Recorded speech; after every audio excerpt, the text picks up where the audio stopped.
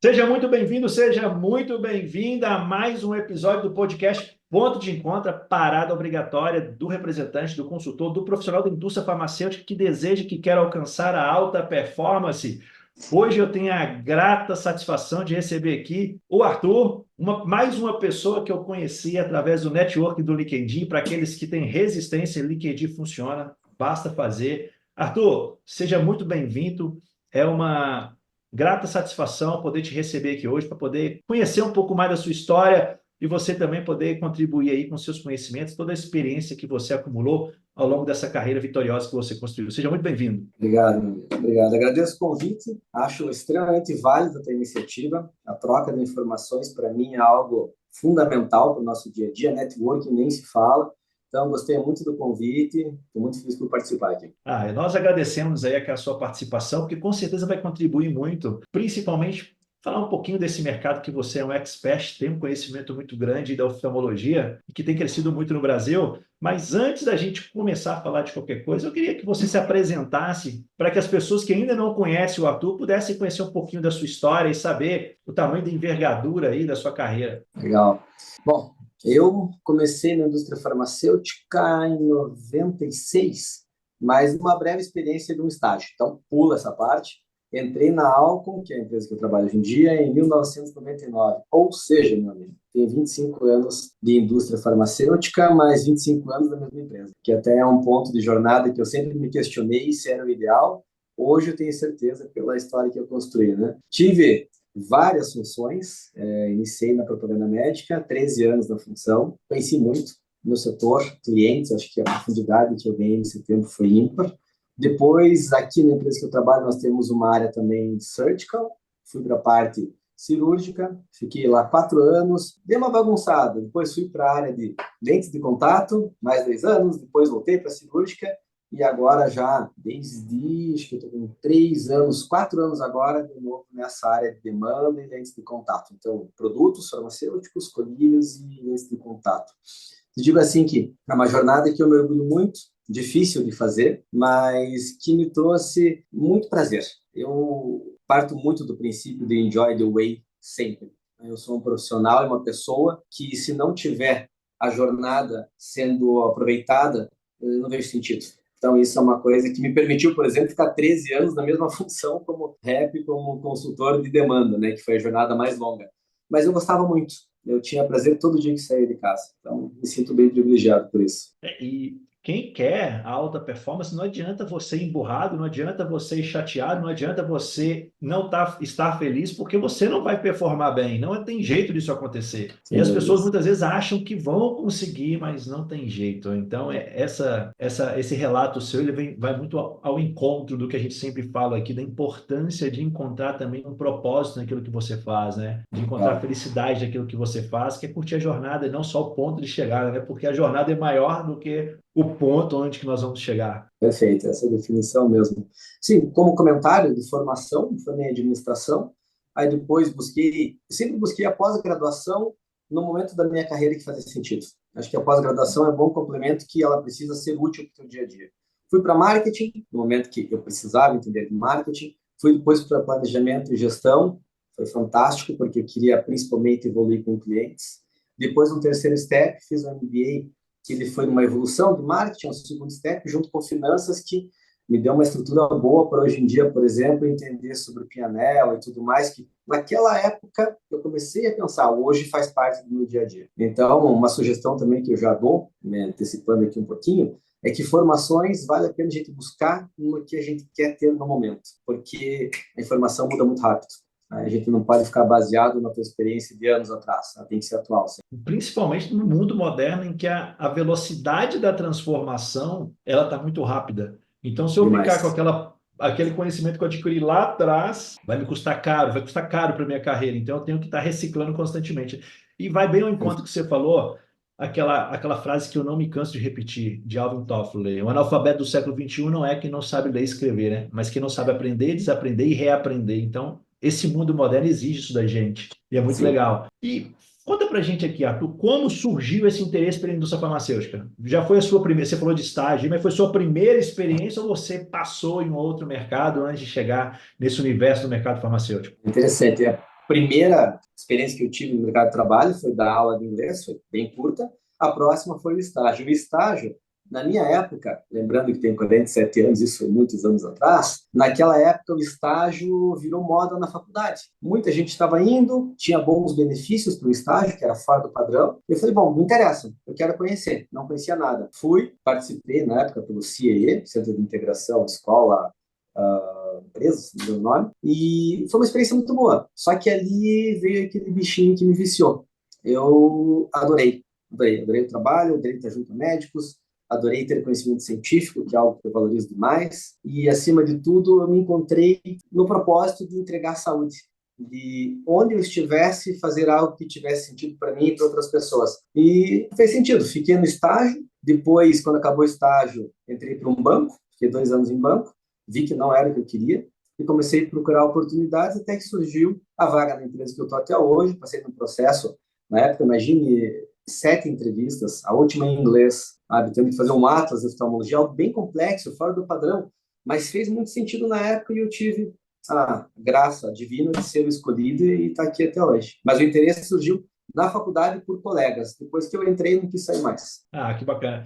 Hoje está mais fácil conhecer sobre o mercado, porque a informação está disponível na internet, mas lá atrás não era esse mundo atual, né? Então, Não, entender o que um propagandista fazia quando a força de vendas era muito menor que nós temos hoje. Então, era um outro cenário, né? Não tinha como mesmo ir totalmente. atrás dessa informação. E nesse início de carreira, quais foram as maiores dificuldades, os maiores desafios que você enfrentou? Porque o início Olha, de todo mundo é desafiador, né? Mas naquela muito. época, quais eram os desafios ali, as dificuldades que você passou por elas? Sabe que nesse sentido até eu vou atualizar a resposta. Tanto na época como para os consultores que eu hoje em dia faço o processo seletivo, eu percebo que a maior dificuldade ainda é o conhecimento específico, porque muitas vezes eu pego um ótimo vendedor, um perfil negocial alto, eu gosto de drive forte, um timing bem rápido, e chega na frente do médico, acaba se atropelando e não tem o conteúdo necessário. Então, para mim, naquela época, o meu maior desafio foi entender, por exemplo, o estudo científico, o N, de onde veio, o que eu tinha que entregar de informação correta. O meu desafio, então, foi conhecimento científico. O segundo foi gestão comportamental, que eu, por exemplo, sou viciado num DISC e ferramentas que vêm através do DISC, eu adoro isso. E para mim, ali, foi o grande diferencial. Lá no começo, eu tive um treinamento, depois Extended DISC, depois virei inclusive uma pessoa referenciada para poder falar sobre. O meu ponto é, tem que entender bem o perfil do teu interlocutor. Então, foram os dois principais desafios que eu senti logo de cara. Assim. E lá atrás, você já foi atrás desse conhecimento específico que você fala de gestão dos comportamentos, ela foi vindo ao longo da sua carreira? Como que foi que caiu isso aí, essa necessidade de você desenvolver essa competência?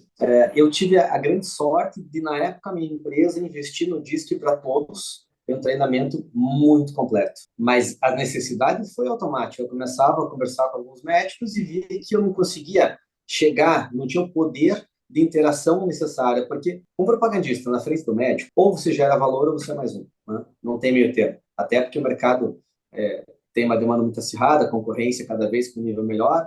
Então, na frente do médico, ou você discute com ele sobre o produto, a patologia, a fisiologia, a anatomia e tem profundidade para poder trocar com ele informações, ou a gente acaba tendo um monólogo, que não tem interesse para o médico. O tempo dele é muito precioso, assim como o nosso, deixando bem claro, né? Então, estando lá, eu precisava entregar algo a mais. E eu percebi que eu não estava conseguindo nem entregar a demanda científica, né, o conteúdo, nem a gestão comportamental. Mas, realmente, o nível de treinamento que nós tínhamos, e ainda tentamos ter hoje, oferece para o consultor tanto parte científica como desenvolvimento de gestão comportamental. Foi fantástico. Primeiro DISC, posso te falar que eu entrei na empresa em 99, se eu não me engano foi em 2000. Tá? Então, assim, começou lá. E daí depois as evoluções. Até hoje o programa, se você pegar a linha básica dele, vai ser ótimo. Né? Eu fiz outros treinamentos com outros nomes que me trouxeram conhecimentos, tem até alguns aqui, Insights, por exemplo, que é top, muito bom, mas volta tudo para o DISC, né? 4 perfis, conhecê-los, dominá-los e conseguir falar na maneira adequada para que eles abram a audição para você. Eu estou te perguntando porque eu aprendi o DISC bem depois da minha carreira, bem ao longo dela, já quando eu Uhum. estava nessa missão de mentor, de consultor, e foi um divisor de águas, porque o DISC tem um grande diferencial, e eu trago isso para dentro da minha mentoria, que é o aspecto da facilidade da identificação, porque são aspectos facilmente observáveis. Então, quando você vai Isso mesmo. treinando a sua visão, vai ficando muito mais simples de você identificar, ajustar o seu comportamento. Mas o princípio básico continua sendo ainda o autoconhecimento, né? Porque eu preciso me conhecer para ajustar o meu comportamento ao outro, senão eu não vou conseguir fazer Sim, isso. concordo plenamente. O que você falou do DISC é muito interessante. Você chega num consultório cheio de diplomas. A gente vê que é uma pessoa que quer reconhecimento, que faz questão. Ou vai ser um perfil dominante ou influente, ponto final. A gente sabe que é isso. Ele precisa disso. E aí vem, eu, por exemplo, tenho o perfil DI, né? Aí vem a minha dificuldade, por exemplo, quando eu vou para um médico cético, né? Ou seja, eu desenvolvi o meu lado cético para poder conversar com ele. E aí eu acho que, acima de tudo, a gente tem que ter a humildade de aprender, a humildade de entender, a humildade de chegar e, com uma forma empática, ler o perfil, se colocar na posição do outro, não só com o médico, com qualquer um, Qualquer lógico, e pessoa. conseguir ter essa dinâmica de troca. Eu sou muito partidário da troca de ideias, né? Então, É, com o cliente não é diferente. não é diferente. Isso serve para entrevista de emprego, serve na relação marido e mulher, a conjugal, para qualquer coisa, porque você precisa conhecer da outra pessoa para favorecer. A literatura ela é muito absoluta nesses pontos em dizer que a gente tem uma tendência muito grande em gostar de quem se parece com a gente. Aí está o segredo de eu adaptar o meu comportamento para poder me conectar com outra pessoa. Sem E aí a dúvidas. mágica acontece naturalmente. Então, é consequência. Então, fico feliz em você, não foi como se diz. A gente não combinou antes para poder falar sobre isso, é um tema que eu sou apaixonado e fico muito feliz Legal. em que você tenha trazido ele para fazer esse reforço aqui nesse bate-papo. E lá no início da carreira, Arthur, lá em Uhum. 96, né, 99 depois, Nove. você já conseguia imaginar que você conseguiria trilhar uma carreira sólida? Como que foi que as coisas foram acontecendo? Conte assim para a gente como foi essa jornada que você, eu cheguei aqui, eu falei que podia chegar mais longo, ou desde o início você falou assim, cara, eu quero chegar no topo, eu vou chegar. Como foi? Eu, assim, a carreira sólida eu tinha certeza que eu ia ter, porque eu me enxerguei muito no cenário, sabe? Eu, na época, pensei na dinâmica de vai para uma indústria ou para outra, mas eu não vi sentido nisso, não entendia o porquê sair de uma empresa. Mas é interessante. Eu lembro quando eu fiz a primeira pós, se não me engano, em 2001, eu terminei ela em 2002, uma coisa assim. Eu saí dali assim, não, eu tenho que ser promovido. Eu vejo que eu posso oferecer muito mais e é necessário. Eu queria ir para a gerência de marketing, por exemplo, na época. E eu falei, não, isso é mandatório para minha carreira. O tempo passou, eu, obviamente, entrei numa zona de conforto natural, que era muito boa. Indústria, salário, benefícios, tinha tanta coisa boa que eu fiquei tranquilo ali e o tempo foi passando. Mas, em resumo, assim, a carreira sólida, sim, eu queria, era um objetivo meu. Agora, o timing de crescimento não foi como eu desejei no começo. Mas eu, primeiro que acredito muito em Deus, sei que tudo tem hora certa. Mas, além disso, eu percebo hoje que a minha maturidade não me permitiria ser promovido antes. Eu agradeço aos meus gestores que não me promoveram antes, porque provavelmente não teria desempenhado tão bem as funções que eu desempenhei depois. Assim, tinha um ajuste necessário comportamental meu, sem dúvidas. Isso que eu falo da humildade, a gente tem sempre que ter isso claro. A nossa autoavaliação, como você falou também, autoconhecimento, fundamental. Nessa época eu não teria essa capacidade. Então, a gestão que eu tive, o desenvolvimento que eu tive, e a própria maturidade pessoal que você vai conquistando me permitiram ter os próximos passos.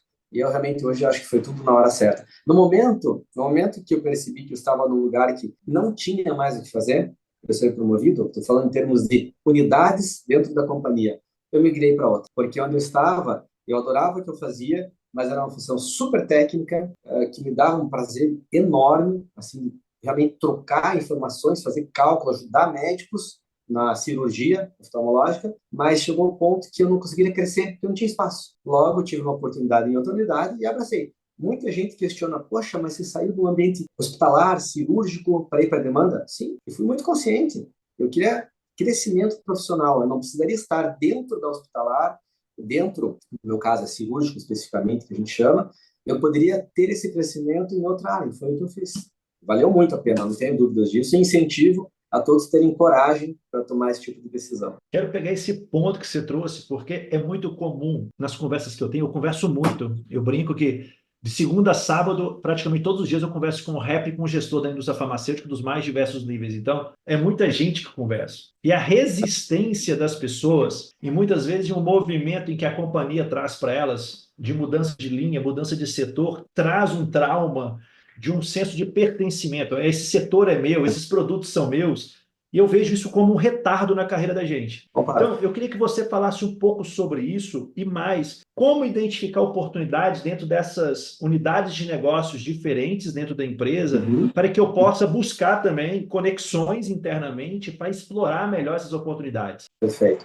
Até complementando ali o que eu falei, na época, a primeira vez que eu assumi uma gerência regional, eu fui morar em São Paulo. Não era objetivo de vida, mas era como o meu nacional falava na época, é um pedágio, né? Talvez você tenha, na época eram 2 regionais só, hoje tem 7 sob minha gestão, mas na época eram 2. Então, ou eu ia, ou eu continuava onde eu estava. E aí foi questão da coragem. Acho que a questão de identificar oportunidades, isso é bem interessante. Em primeiro lugar, o networking, né? Não tem como fugir disso.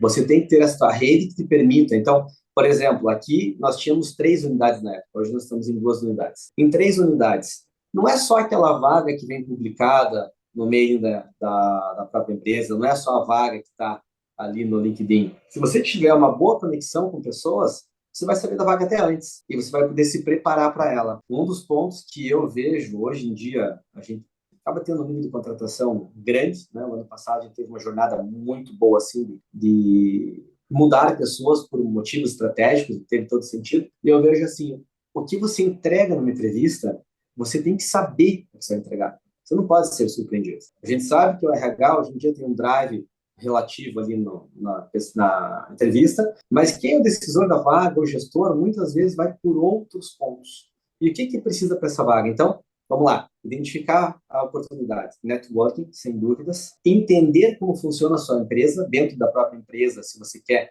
migrar para outro segmento, entenda como funciona isso. Né? Busque informações e esteja preparado para a entrevista. Se for fora da empresa, mais ainda o networking, nem se fala, né? É mais ainda, mais ainda. Mas também pesquisar, ir atrás, se informar. Eu comentei com você que eu cheguei a pensar em migrar, mas indo profundamente na vaga, é uma dica que você me deu, que agradeço, eu entendo que talvez não fosse a melhor opção para mim. Perfeito. E aí vem mais uma vez a humildade. Entenda, teu lugar é aqui. Construa a tua carreira, num outro momento surgirá uma vaga, surgirá uma oportunidade também. Exatamente. E esses movimentos, eu falo muito para os meus mentorados que nós temos que ter pessoas que são patrocinadores da matriz. Então, você tem que se conectar com marketing, você tem que conectar com treinamento, você tem que conectar com efetividade, com todas as partes da empresa internamente, para você entender como funciona essa jornada. Porque muitas das vezes, e eu falo, foi um erro que eu cometi, tá, Arthur? De me fechar muito, eu ia para a convenção, me fechava no meu time, me fechava com a minha equipe, na minha regional, e perdi oportunidades de me relacionar com colegas de outras regiões que tinham outras situações e poderiam agregar para a minha carreira. Então, hoje, quando meus mentorados chegam para mim e falam assim, ó, você está indo para a convenção, você vai se conectar com quem você não conhece. Você vai ligar com fulano, com Beltrano, porque você precisa se conectar para conhecer a empresa. Você não pode se fechar no seu mundinho porque você está limitando o potencial de crescimento que você pode ter dentro da companhia. E aí, eu não adianta reclamar depois, né? Não, daí à tarde. Se me permite complementar, estive na convenção agora, semana passada, né? Que estava na Colômbia, e um dos desafios que eu trouxe para os meus regionais, deixa eu fazer o disclosure. Quem teve a ideia foi uma regional minha, de fazer com outra, e aí eu desafiei todos que, na convenção, eu gostaria que ou o café da manhã ou o almoço, que eu acho mais profissional do que o final do dia, né? Estivesse com outra equipe, outra unidade ou alguma área interna, algum back-office. E, Pedro, foi fantástico, porque eu vejo assim, como você falou, conexões. Pessoal, a gente estava com a América Latina toda, então, muitas vezes com outros países, vai se desafiando, sofrer um pouquinho com a língua, mas independente. Além das conexões, o benchmark, o que foi feito de troca de ideias, de troca de experiências, a gente usa muito best practice aqui, muito. E ali, assim, foi uma oportunidade ímpar. Então, sem dúvida, a gente tem que se abrir, no bom sentido, a gente precisa realmente buscar essas conexões. E eu falei, e vou falar várias vezes, a troca é muito válida.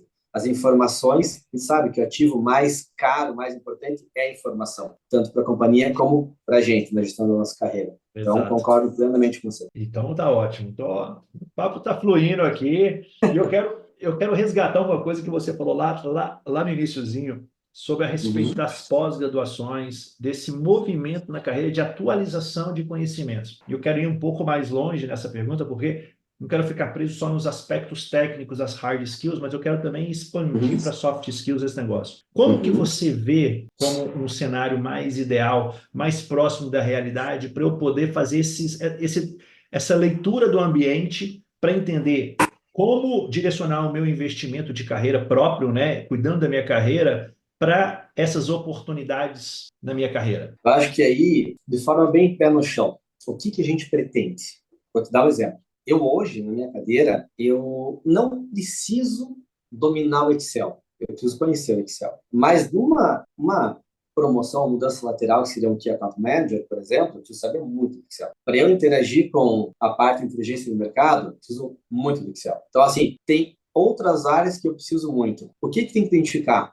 Para a área que eu pretendo ir, eu estou preparado? Se eu não estou, quais são os predicados que realmente eu preciso ter para ir buscar os conhecimentos? Porque eu comentei, por exemplo, sobre pós-graduação, mas pós-graduação é detalhe. São cursos de atualização, é uma mentoria, é um desafio que você tem que se fazer para chegar no objetivo que você quer. Então, da forma mais clara possível. Mentoria, por exemplo, você faz uma coisa que eu gosto muito. Estou fazendo um programa agora com uma coach de um nível fantástico. O meu desenvolvimento, nesse último ano, o programa começou, se não me engano, em junho, uma coisa assim. Está acabando agora semana que vem. É fantástico. Eu elegi 3 pontos que eu precisava desenvolver. Tá? Que era comunicação, inteligência emocional e foco estratégico. Eu me enxergo muito diferente. O mais interessante, outras pessoas também. Porque para minha função hoje, eu precisava desenvolver nesses pontos. Então, voltando à pergunta, identificar o que você quer de objetivo, de função, e ir a fundo de entender quais as necessidades que você tem dentro delas. Busca mentoring, coaching, ferramentas específicas, como, por exemplo, um Excel, um PPT. A gente tem que dinamizar a vida no sentido do que eu quero. É um movimento que eu faço para chegar lá. Perfeito. Aqui, quem está gravando ao vivo aqui, a câmera me apagou no meio do negócio aqui, eu não pude continuar, eu tive que se virar aqui para consertar, então a inteligência emocional que você trouxe teve que aparecer. E é muito legal você falar isso, porque nesses movimentos que eu faço internamente de me relacionar com colegas de outros setores, eu fico também sabendo de oportunidades que eu não conheço, porque as pessoas acham que a indústria farmacêutica é só a propaganda médica ou só o mercado não retail, mas eu tenho marketing, eu tenho treinamento, eu tenho muitas oportunidades, como você falou, que é account manager, eu tenho um aspecto interno de uma efetividade, eu tenho área de acesso, muitas vezes, que alguns laboratórios têm. Então, é uma amplitude de movimentos que eu posso fazer, mas que é o networking que vai me permitir o quê? Entender as oportunidades que eu tenho para poder ver se fazem sentido para a minha carreira ou não, porque eu não tenho um perfil tão técnico e metódico. Então, se eu pego uma área de efetividade, por exemplo, eu vou ter uma dificuldade grande para poder fazer as leituras e conseguir me desenvolver. Então a gente tem que se conhecer também para saber se faz sentido para a gente ou não. Você concorda com isso, Arthur? Concordo, e até um ponto, não é toda a indústria que permite, mas quem pode fazer um job rotation é muito válido, é muito válido. Muito bom. Eu fiz, antes de assumir a cadeira nacional, eu acho que aí é um ponto que é justo com todas as partes. A empresa entende se realmente que é você e você entende se realmente que é a função. Isso tem que ser claro para ambos os lados. E o job rotation te permite. A gente tem várias pessoas na minha empresa que vieram para marketing job. Por exemplo, uma consultora de vendas veio para um job de marketing. Não ficou porque acabou não tendo a vaga, mas foi super bem. Uma outra pessoa veio de customer operation para marketing também, mandou muito bem, foi um job bem feito. Então, o que eu vejo é assim, a gente pode aproveitar a oportunidade de job, por exemplo, licença maternidade, uma das melhores oportunidades de job, porque você pode ser que não dê certo, pelo contrário, a ideia é que a pessoa volta e assuma o cargo, mas você vai lá e experimenta. Gostei, não gostei. Muitas vezes o job pode definir tua carreira para positivo ou negativo em relação ao que você pensava, sem um comprometimento tão grande. Você não deixou, não perdeu tua posição, então acho super válido companhias que fazem isso. Sugiro que aproveitem, que os profissionais aproveitem, porque tem bastante sentido também. Exatamente. São oportunidades de você testar sem ter que interromper a sua carreira com um caminho sem volta, né? Aí eu Exato. vou, não deu certo, e aí? O job eu tenho esse poder retornar para poder retomar a minha carreira internamente e seguir o meu fluxo de carreira natural. Isso é muito legal. E falando sobre sucesso na carreira, quero que você me diga assim, o que que você vê com um profissional precisa fazer para ter sucesso na carreira, se diferenciar? Eu quero até resgatar o que você disse lá atrás, porque se eu não gero um valor na frente do médico hoje, eu vou ser mais um. E o É mercado hoje isso. não tem espaço para mais um. Essa turma da mediocridade que só quer fazer o mais do mesmo. Nossa, Então, o que fantástico. você vê como diferenciais para uma carreira de sucesso?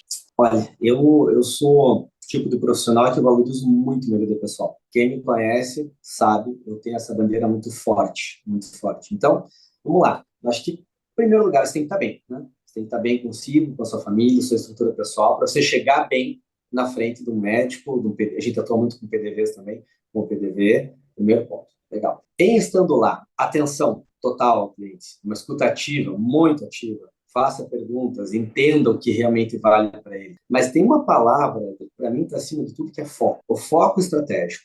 Saber exatamente em quem você vai. Porque, voltando ao que eu falei, a minha vida pessoal é muito importante. Eu tenho que conseguir, na minha jornada de trabalho, entregar o máximo. Para eu fazer isso, eu tenho que ter foco e saber onde eu vou investir meu tempo. Meus recursos, seja investimento de um meeting, de uma atualização científica, ou amostra, que o nosso mercado amostra é algo muito caro, no meu específico, infinitamente caro, e a gente tem que saber exatamente como gerir esse recurso. Então, o meu ponto aqui é ter foco muito claro. Qual perfil? Pareto é uma eterna validade, não tem que questionar, e é realidade até hoje. Você tem que saber quem é os 20, 30% que vão te dar teu resultado. E cada indústria com seu KPI, mas eu digo, KPI máximo não tem mínimo. Tá? Se eu vou visitar 2, 4, 6 vezes no mês um cliente com perfil de muito potencial e vai me dar resultado, ótimo, ótimo. Eu não posso visitar uma vez a cada 2 meses isso, né? Mas então, para mim, a gestão do tempo entre vida pessoal e profissional, em primeiro lugar. Segundo, ter a clareza de onde eu vou e o que eu vou fazer. Porque eu vou te dar um exemplo. Eu vivenciei outro dia no campo, um consultor olhar para uma médica e falar, doutora, eu te lancei tal produto? Eu olhei assim e falei, não, não pode. Por Deus, do meu lado, não pode.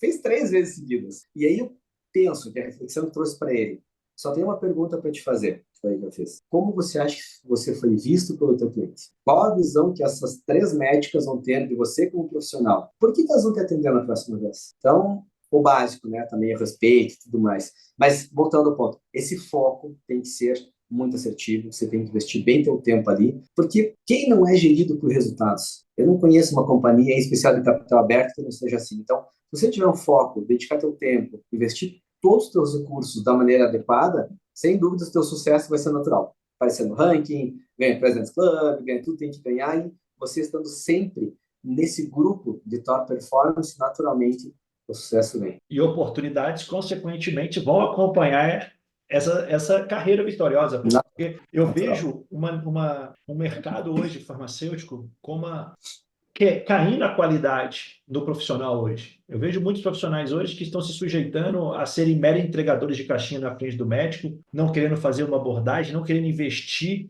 não investindo no aspecto até mesmo das suas emoções nessa relação com o médico, e um médico que está num cenário diferente também. Porque hoje Sim. nós temos um rejuvenescimento significativo da classe médica, que impacta em novos comportamentos e, consequentemente, na minha adaptação em relação com esse médico.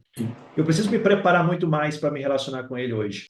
Concordo. Inclusive, dois pontos aqui. Primeiro, não só o nosso mercado, todos os mercados a gente vê acontecer isso. Minha esposa trabalha em banco, tem amigos que trabalham em outros segmentos, e isso hoje é uma verdade, né? Mas o ponto que eu ia trazer aqui é, assim, a gente tem que se diferenciar. Esse é um fato. A gente tem que se diferenciar. A gente tem que entregar mais. Eu até brinquei outro dia com a minha equipe e falei, olha, quando você me fala que entrega o KPI 100%, você acha bom? Claro que é bom, mas eu entreguei 100%. Então, eu não posso ter uma nota de Clear Exceeded, por exemplo. Eu não vou ter uma nota 4 de uma avaliação de uma 5, né? Então, a gente tem que buscar sempre ter essa entrega e se diferenciar. Os profissionais têm muito de geração, tem vários fatores aí que influenciam, mas quando a gente entra, se você, no mercado farmacêutico ou em outro, e você está decidido a crescer, de forma clara, seja autêntico, seja verdadeiro, seja transparente. Eu, particularmente, não trabalho bem com mentiras ou falsidades, então, assim, transparência absoluta e foco. Seja claro onde você quer chegar. Não passe por cima de ninguém, tenha teus valores muito fortes. Para mim, é uma sequência muito natural de acontecer e dar tudo certo também, sabe? E E são coisas que a gente vê que hoje parece que o errado está virando certo e o certo está virando errado muitas vezes. A gente não pode esquecer que o certo é certo, independente se as pessoas estão fazendo ou não, né? Principalmente esse Sim, aspecto que você traz. exato. Arthur, eu queria trazer a nossa conversa agora, a gente falou de carreira, mas eu queria trazer com foco, um olhar na oftalmologia, que você tem uma experiência tão grande, e acaba que as clínicas, os consultórios de oftalmologia muitas vezes não são tão frequentes para os representantes, de uma maneira geral, poderem conhecer desse mercado e acaba dificultando de enxergar oportunidades na carreira. Então, eu Uhum. queria que você faça um pouquinho sobre esse mercado de oftalmologia, as principais características e diferenças que você vê na comparação com o mercado farma de uma maneira geral. Perfeito. É interessante você comentar. Eu, durante muito tempo também, visitando consultórios, eu não encontrava ninguém de outro segmento. Só quando era um hospital específico que tinha aqui em Curitiba que eu fazia um pouco de network. Em caso contrário, era só no hospital. Mas, assim, é um mercado bastante nichado, mercado bastante técnico. Eu tenho uma formação dentro da oftalmologia que me levou para buscar muita parte técnica, isso é um ponto para ser muito validado, assim, bastante sério. É um mercado que o consultor, a gente pode considerar um consultor especialista, porque você fica super segmentado, né? Agora, tem uma característica na oftalmologia que talvez seja o que mais me encanta e quem vem para cá também se encanta. Não tem tantos players, né? Nós temos poucos players. Tem alguns bons laboratórios nacionais, grandes, com uma força de vendas maior, inclusive, mas e alguns aí multinacionais, mas o médico te respeita, o médico te recebe bem. Aqui a gente entrega, no geral, e aí também aí vai de cada profissional barra indústria, a gente entrega algo que tem sentido, que tem valor. Então, a maior diferença que eu vejo nesse mercado é o fato de você ser extremamente bem recebido no geral. Complementando, você falou ali sobre novos médicos, idades mais baixas. Eu vi um estudo outro dia que o oftalmo publicou com mais de 4 mil médicos, lindo estudo, lindo, lindo, lindo, médico de Londrina, que eu, por sinal, respeito e gosto muito, e ele estava citando a faixa etária, os médicos mais novos, quem recebe bem, o representante que não recebe. A pesquisa foi sobre a indústria farmacêutica com os médicos. E é bem interessante, não vou entrar em dados que não sei se eu posso, mas quando você vê ali, você tem claramente uma coisa que a gente vê no campo, tal perfil, com tal formação, tal tipo de escola, tal faixa etária, que te recebe melhor ou um pouco menos bem. E aí é interessante conhecer isso também para você ter sucesso. Na oftalmologia, eu insisto que realmente tem uma entrada muito grande, um acesso muito bom e uma relação linda com os médicos. Ah, legal. E eu queria que você falasse também a respeito dessa diferença entre a área cirúrgica e a parte mais farma, vamos dizer, de lente de contato, que é a que você está inserido hoje, mas você também já trabalhou na outra. Quais são as grandes diferenças? E eu queria que até você falasse um pouco aí sobre oportunidades que você vê para o profissional que gosta, que pode criar um desejo aqui nessa área. Olha, a parte cirúrgica é extremamente encantadora, né? Porque você, vou voltar à parte técnica, não consigo fugir disso. Você vai para um nível técnico diferente. Você vai poder realmente conversar com o médico sobre a melhor opção de tratamento de uma patologia ou de cirurgia. Então, por exemplo, vamos falar de cirurgia refrativa, que é para tirar a miopia e tudo mais, fica sem óculos, ou a cirurgia de catarata. Ambas as cirurgias têm um cálculo fino muito importante. Obviamente que o médico sabe fazer, mas o consultor, e aí vem a palavra consultor na essência, o consultor que vai realmente agregar para esse médico, vai refinar o cálculo, vai poder falar para ele, vai poder dar uma sugestão. E isso influencia no resultado cirúrgico do médico e no que mais vale, que é a qualidade de vida do paciente. Uma outra característica, dentro do centro cirúrgico tem equipamentos cirúrgicos. Esses equipamentos, a gente tem um domínio tem fluídica, tem vários fatores técnicos assim, mas que influenciam na cirurgia. Você pode dar uma sugestão para o médico: olha, eu percebi que nesta fase da cirurgia de catarata poderia ter tido um resultado melhor se você tivesse aumentado a aspiração, o vácuo, detalhes finos, mas que você leva valor, mais uma vez, entregando valor, né?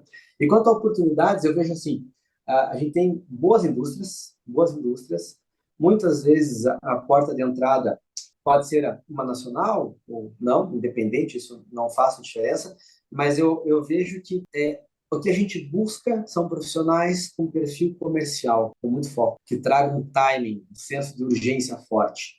Então, aqui, por exemplo, a empresa que eu trabalho, eu não sei quantas vagas nós tivemos nesse último ano, mas foram várias. A gente ampliou, a gente teve trocas. Então, assim, buscar oportunidade lá no LinkedIn, sempre, pesquisas. Como eu falei, tem 5, 6 indústrias que atuam na oftalmologia, buscar vaga, vaga, vaga, vaga. Uma coisa que eu faço no LinkedIn, quem me mandar mensagem, eu sempre vou responder. Não deixo ninguém sem resposta. E eu fico até um pouco incomodado quando eu escuto dos profissionais, ou leio dos profissionais, nossa, obrigado por me responder, pouco responde. Eu falei, mas por quê? Eu queria ser respondido também, né?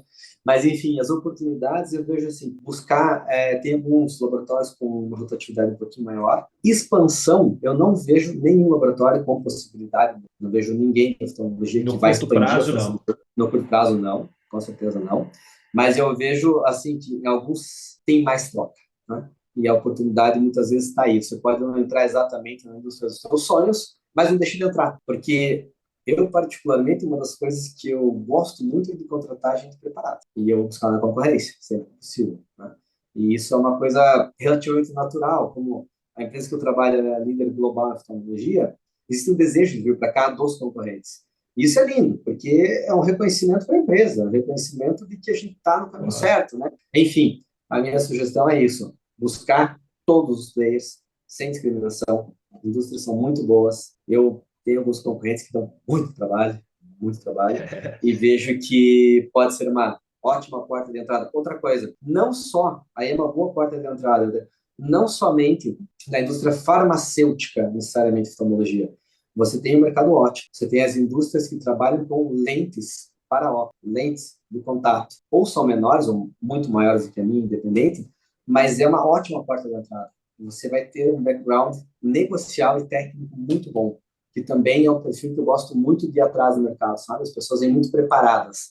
Então, também pensando em oftalmologia, não é só a demanda médica, não é só o mercado cirúrgico. Você tem um complemento muito grande que vem dessa indústria, que a gente chama de lentes ópticas, né? Lentes oftálmicas, que são lentes de óculos, e lentes de contato também. Bacana. É mais uma oportunidade para as pessoas conhecerem. Eu tenho até alguns mentorados que são dessa área de ótica, né? De atendimento à ótica. Então, são sempre oportunidades que a gente tem que estar atento. E você trouxe duas características bem marcantes: o aspecto da parte técnica, essa necessidade de conhecimento técnico, que vai ser uma necessidade de conhecimento desse ajuste fino no suporte para o médico, e também você trouxe o aspecto da negociação, porque é uma característica também, principalmente da parte cirúrgica, que você vai negociar grandes valores com uma clínica, um médico. Além dessas Uhum. duas competências, o que mais você traz como diferencial que vai favorecer um profissional para ele se preparar, antecipar necessidades para uma migração para o mercado de oftalmologia? Perfeito. Tem um ponto que eu acho que aqui a gente tem validado muito, e não é só na minha indústria, em todas, que é, sabe aquela figura de dono do setor, que é o profissional visitar o médico, visitar o PDV, gerar demanda, sell-in e sell-out. Esse complemento é muito importante, porque o natural hoje em dia, a maioria das indústrias trabalha focado num segmento ou outro. Você tem trade ou você tem só a demanda. Como o mercado oftalmológico é menor, a tendência, e eu não falaria só de oftalmologia, se eu tivesse em outros eu falaria da mesma forma, é que você precisa se ver como um profissional mais completo. Então, aqui, eu vejo como uma grande oportunidade ter o lado negocial, indubitavelmente até um complemento, não só para venda direta, para venda indireta também, para demanda. A maior deficiência que eu vejo do consultor é no fechamento da visita. E esse fechamento, muitas vezes, tem que ser quantificado, tem que ser smart. Se você tiver uma veia comercial mais desenvolvida, isso te ajuda muito, muito, muito, muito. Mas voltando Flui ao mais ponto, natural, né? Esse fechamento vai fluir mais natural, sem mais natural, exato, forçação. exato. Mas o ponto que eu trago ali, assim, é essa visão 360 do teu mercado. Sabe? Que você chegue, até eu sugiro comentar isso nas entrevistas, que tem uma ótima relação com o PDV, faz um treinamento, trabalha o conceito dos seus produtos, ao mesmo tempo você faz a demanda médica, você busca a venda também via distribuidor, para aumentar teu salinho. Uma outra coisa que aí eu estou falando por mim, tá? Não só pelo mercado. Eu gosto de gestão de números. Então, a pessoa que tem uma expertise de olhar quantas unidades precisa vender naquele mês no seu setor, dentro dos seus BRICS, definir onde você vai gerar essa demanda, como você vai gerar essa demanda, é fundamental. Então, tragam essa expertise, mostrem que busca-se o racional, que número é número. Eu brinco, até um colega meu falou hoje, né? Cota dada não é negociada, a cota está ali. Você tem que pensar como você vai fazer ela, como você vai realizar ela. E esse é o número que tem que ser atingido. Então, o grande diferencial que eu vejo é o profissional trazer uma bagagem que permita a ele fazer esse 360, visão total, e ao mesmo tempo ter esse foco de buscar no número, na unha, chegar no objetivo. Isso, eu vejo uma resistência do representante nesse trabalho dentro do ponto de venda, porque até pouco tempo atrás não era necessário e hoje é peça fundamental. Eu digo que não existe um resultado sustentável se eu não faço sequência e frequência estratégica dentro do consultório e uma sequência e frequência estratégica dentro do ponto de venda, porque elas são complementares para o meu negócio funcionar e gerar resultado de longo prazo, não só no curto. E esse conhecimento ele é muito precário. Então, já até convidei, já tive a resposta positiva. Vou trazer um dono de uma rede de farmácia da minha região para gravar o podcast com ele para falar Legal. sobre esse ponto de vista do olhar do varejo. Porque se eu não entendo como esse profissional, esse dono de negócio pensa, eu não consigo ser efetivo dentro do negócio dele. Eu preciso entender essa construção, como você fala, essa visão 360 graus de tudo que reflete e impacta no meu negócio. Para quê? Para eu me preparar, antecipar necessidades e poder estar à altura dos desafios. Porque a pessoa foi contratada para entregar no mínimo 100% da cota dela, né? E na entrevista ela fala que entrega. Depois ela quer negociar um 80, um 90, mas ela foi contratada por 100, no mínimo. Exatamente, exatamente. Mas eu concordo. E legal você trazer o podcast com o pessoal da rede de farmácia, porque a gente tem um trabalho de muito valor lá dentro também, de muito valor. Eu vou dar um exemplo, o treinamento do profissional do PDV. Ele precisa conhecer o produto. Você acha que a própria rede vai conseguir? Muitas redes têm treinamentos ótimos, ok, mas é ótimo a ponto de entender no detalhe o teu produto para diferenciar, ainda mais quando você está com uma linha OTC, por exemplo, que ele vai realmente poder indicar que está fora do balcão. Então, tem que ser valorizado, tem que ser valorizado. Eu até quero ver esse podcast, que me interessa muito, inclusive. Mas o que para mim diferencia é isso. Vou te dar um exemplo. Tem pessoas que saíram da companhia pedindo desligamento porque, de forma clara, como você falou, tinha uma resistência muito grande ao PDV. Eu respeito perfeitamente. Eu acho que tem todo o direito de não querer, mas talvez o lugar não fosse aqui. Tivesse que procurar uma outra indústria. Existem indústrias que vão ser só totalmente focadas em médico. Muito, muito, muito bom. Mas a gente tem que entender a dinâmica do lugar que você está. Né? Esse é um desafio do profissional também. A gente pode ser resistente até certo ponto. Até um outro ponto, a gente tem que entender o que é o drive da companhia. Né?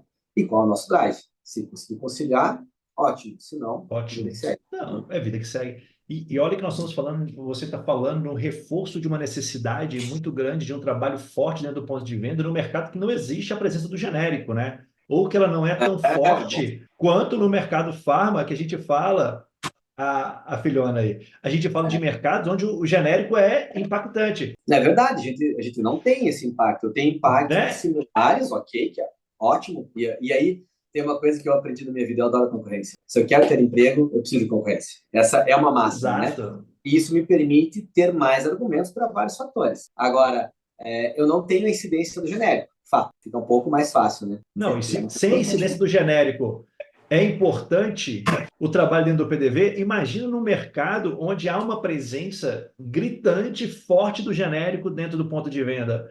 Numa busca não só passiva, ativa, né, no caso do paciente procurando a troca, como também do balconista, muitas vezes, fazendo uma abordagem para não perder o negócio. Isso Exato. reforça ainda mais a importância de eu vamos dizer, né, cair para dentro, vamos assim dizer, na linguagem mais aberta, para o negócio do PDV. Eu convido assim a todo mundo, mesmo que não faça PDV, visitar um PDV, conversar com o farmacêutico, gerente da loja, com o balconista, com todos, e perguntar se ele conhece os diferenciais do teu produto em relação a outro. Você vai ter surpresa, porque dificilmente eles têm conhecimento. E como que você pode dar esse conhecimento? De uma forma simples, um bate-papo, um visual aid que possa ser utilizado, claro, para essa classe. E no final das contas é assim, mais uma vez a gente falou sobre agregar valor, né? É agregar valor. Você vai entregar para ele um valor a mais que vai permitir que ele tenha conhecimento e, naturalmente, venda teu produto, né? Que é o que a gente quer. Exatamente, exatamente. Porque se eu não fizer esse trabalho e o meu concorrente fizer bem feito, é o produto dele que vai sair. Exatamente. Principalmente no mercado, que muitas das vezes, né, é uma busca espontânea ou uma sugestão do balconista, do gerente da. Então, é fundamental isso aí. Especificamente agora, para a gente entrar nessa reta final aqui, Arthur, eu quero te fazer mais uma pergunta, que você trouxe lá atrás, uma necessidade do desenvolvimento da inteligência emocional que você buscou na sua carreira.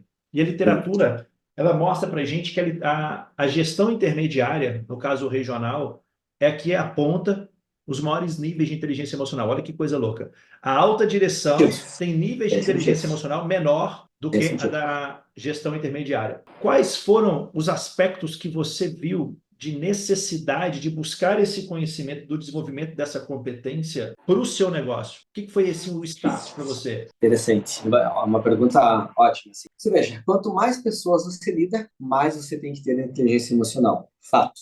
Né? E como consultor, você lida com seus clientes. Ótimo. Como GR, GD, você vai lidar com teus clientes também, com teus consultores e com quem está acima de você. Essa dinâmica, aí eu acho que chega ao ponto da inteligência emocional, concordo com essa pesquisa, não sabia, mas concordo, porque aí o que acontece? Você naturalmente vai atuar com áreas que você não tem expertise. Né? Por exemplo, você falou de marketing, parte interna, legal, supply, nossa, assim, tem tanta coisa que é fora do nosso conhecimento que como que você pode interagir, acima de tudo, tendo inteligência emocional. E junto com isso, durante muito tempo, eu não gostava muito da palavra empatia, até conhecer um pouco melhor. E hoje é uma coisa que eu acho muito importante. Se você conhece entender as dores de cada um, está mais preparado. Então, por exemplo, a gente teve uma dinâmica de colocações pessoais num grupo, foi em team building, meu Deus, foi fantástico. Eu aprendi a respeitar pessoas por outra ótica. E aí também veio o meu projeto de inteligência emocional. Então, o que eu digo é assim, eu percebi, no momento em que comecei a ter interações com pessoas acima e abaixo e pares de outras áreas, e as coisas não fluíam tão bem quanto deveriam. Era aquele momento que faltava uma conexão maior. E aí, lógico, é o conhecimento do próximo, a gestão comportamental e a inteligência emocional para te fazer respirar, entender algumas coisas que às vezes são difíceis, mas que são necessárias. O mundo corporativo é assim. Tá? Você tem que Exatamente. se dar a O, esse luxo e esse respeito de entender isso. Exato. Eu trouxe esse tema porque você trouxe, e eu sou um apaixonado pelo tema, aprendi a lidar e a estudar sobre isso lá atrás, e as pessoas ficam querendo elocubrar muito. A definição de inteligência emocional é muito simples, é o uso inteligente das emoções. E o objetivo da Perfeito. inteligência emocional é único, é melhorar a minha relação comigo e com as outras pessoas. Através a minha relação comigo mesmo, eu consigo me relacionar melhor com as outras pessoas. E nós que estamos mexendo com vendas, que estamos mexendo com pessoas, são pessoas que estão envolvidas em todo o processo de venda. Eu vendo um conceito para um médico que vai prescrever uma receita para um paciente que vai comprar de uma pessoa na farmácia. A gente está falando da cadeia completa de pessoas. Então, É quanto muita gente mais envolvida. eu investir. Exato! E a empatia é essa conexão que é fantástica. Esse uso inteligente das emoções, eu adorei a tua definição. Simples, prática e direta, como eu realmente gosto. É isso mesmo, numa situação de atrito, né, que você está, que é a história, conflito versus confronto, né, que tem uma diferença muito significativa. Total. O conflito ele é muito benéfico se você souber usar bem. O confronto já é um pouco mais difícil. Você tem como Perfeito. dinamizar a situação para que dali saia uma experiência, uma reflexão, levando para o lado do conflito, aquela crítica que tem sentido. Eu acho ótimo. Mas, literalmente, para você perder a razão, é um tom de voz, é muito menos do que parece. É um tom de voz, é um olhar, é um julgamento que a gente não deve ter. A gente tem que saber usar essa emoção na hora para realmente, como eu brinco, respirar. Né? Eu tenho o meu mantra, todo mundo que me conhece sabe que é o não sofra, né? Não sofrer pelo que não vale a pena, não gosto de energia onde não vai trazer um benefício para você. Não faça isso. Né? E nesse ponto, eu acho que essa gestão dos sentimentos é o que vai te permitir conviver bem. Até porque eu, como falei, estou há 25 anos na mesma indústria. Né? Poderia não estar há muito tempo. E a inteligência emocional desenvolvida nos últimos tempos tem me ajudado bastante. Estou longe, longe, longe de estar no ponto que eu quero, mas eu já me sinto mais à vontade. Já consigo entrar em situações de discussão com uma postura diferente, escutando mais, tendo essa empatia, usando minhas emoções. Tem muito valor isso, cara. Muito valor. É um conceito que, infelizmente, ainda ele é muito bonito e está muito nas paredes das empresas e pouco no chão de fábrica. A gente tem que colocar ele mais na vivência, na aplicabilidade. Então, eu gosto de temas que você simplifica e traz para aplicabilidade, porque o grande dilema das pessoas é a dificuldade de entender um conceito. Quanto Sim, mais sim. complexo, mais difícil de implementar. Então, a gente tem que facilitar isso, porque E eu quanto mais eu aderi. facilitar, mais eu vou conseguir que ele chegue a mais pessoas. E olha, Alberto, uma coisa que eu falo por experiência própria, fiz terapia com psicóloga já, algumas vezes da vida, e fiz mentoria e coaching. O que trouxe mais validade para mim, não tenho dúvidas, mentoria e coaching, porque a visão que o coach ou o mentor tem, ela vai ter uma linha psicológica, que é importante, de entendimento, mas vai conseguir te desenvolver por um foco mais específico e profissional. Então, para mim, no mercado, eu, assim, sou extremamente fã do profissional que atua nessa área e que permite que os outros desenvolvam o seu real potencial. Porque muitas vezes tem um gatilho que te atrapalha, muitas vezes você tem um bloqueio ali psicológico de algo que te fala, não, eu não consigo. Putz, você consegue. Sabe? Eu gosto muito de Exato. empoderar as pessoas. Eu trabalho muito em empoderamento. Acho que a pessoa tem que ver o seu valor, se propor a aceitar isso, se portar dessa maneira, seja na frente do médico, de um PDV ou dos seus pares. Então, eu indico assim para todo mundo que puder, tiver condições, para fazer um programa desses, porque vai te ajudar muito, sem dúvidas. E eu acredito muito nisso, não é porque eu trabalho com isso, mas porque o desenvolvimento e a curva de aprendizado e aceleração de crescimento ela é muito grande. Então, isso facilita Sim, bastante. E em bastante. cima disso que você falou, eu gosto de repetir algumas frases de pessoas que têm uma fundamentação. Eu já falei numa Alvin Toffler, e tem uma outra que é do Henry Ford, que ele fala: existem mais pessoas que desistem do que pessoas que fracassam. E isso é uma coisa natural que a gente acaba cedendo em virtude de não enfrentar alguns dilemas nossos. Então, vem Sim, bem ao encontro disso que você está falando. sem Arthur, dúvidas. estamos chegando aqui no final, nesse papo aqui, já tem quase uma hora que a gente está falando. Um papo Passa leve, rápido. extremamente rico, que eu tenho certeza que vai contribuir para muitas pessoas. E eu gostaria, antes da gente fazer o encerramento, quais conselhos que você deixaria para o profissional hoje que quer performar melhor, que quer ser diferente na ponta? O que você deixa aqui para ele de conselho? Legal. Dá para fazer um apanhado do que a gente falou assim, né? Eu insisto para pensar na palavra foco, porque a palavra foco vai te direcionar porque você quer como profissional, vai te direcionar para na frente do cliente você saber exatamente qual é o teu objetivo. Tenha muito claro isso na tua cabeça. Eu acho que é importante, na tua autoavaliação, definir o que você busca. Então, em primeiro lugar, tenha claro isso, porque ninguém se mantém bem se não estiver feliz. Então, tem que fazer algo que faça sentido para você, que tenha propósito para você. Esse é o primeiro lugar. Em trabalhando já, de forma muito clara, identificar o que realmente é potencial. Não invista o tempo que é, talvez, um dos ativos mais preciosos da nossa vida, no que não vale a pena. Não faça isso. Não faça isso. Coloca teu recurso, tua gestão de tempo, tua gestão de amostras, tua gestão de investimentos, onde realmente vale a pena. Se eu pegar um apanhado dos profissionais que eu acompanhei em todos os últimos anos, que foram top performance, todos tinham um foco estratégico absurdo, absurdo. Sabiam exatamente onde iam, por que iam e o que iam fazer. E que era o próximo passo também já. Então, desenhe isso para si, na sua carreira, e para cada profissional que você for visitar. Tem uma coisa que eu brinco muito com o time, que é faça dessa visita a melhor visita da sua vida. Sempre. Vá com esse desafio. Não chegue expandindo, tá? Médico, farmacêutico, o que for, enfermeira, no bloco cirúrgico. Não vá lá só para bater um papo, não vá lá para usar teu Instagram, não vá lá para perder teu tempo, colocar um fone de ouvido, como eu já vi, ficar escutando na recepção. Faça valer. O teu tempo é muito precioso. Então, use o teu tempo da melhor forma para a tua vida pessoal e também para a empresa que te dá emprego, que paga o salário, que valoriza você como profissional, gerando valor para todos que estejam em volta de você. Acho que é mais ou menos isso, né? Perfeito, sem retoques. Arthur, quero agradecer você muito, mas antes de fazer esse fechamento aqui, eu quero convidar para quem assistiu para poder curtir, compartilhar, comentar esse episódio do podcast, para a gente poder chegar e alcançar mais pessoas e esse movimento possa ajudar muitos profissionais a crescerem na sua carreira. Arthur, quero agradecer muito aí a sua participação. Foi um episódio muito Obrigado. gostoso de fazer. A gente marcou várias vezes e hoje deu certo, era para dar certo hoje. Então, isso é o que Peço importa. Eu perdão, né, vivo muito por isso. isso. Perdão. De maneira alguma. As coisas acontecem no momento certo e eu vejo que Sem aconteceu no dúvida. momento certo de você estar vindo aqui, poder participar e compartilhar seu conhecimento. Então, muito obrigado pela disponibilidade, Eu que pela agradeço. maneira como recebeu o convite e por ter contribuído tanto aqui com tantos profissionais, tá bom? Muito obrigado. Eu que agradeço o convite.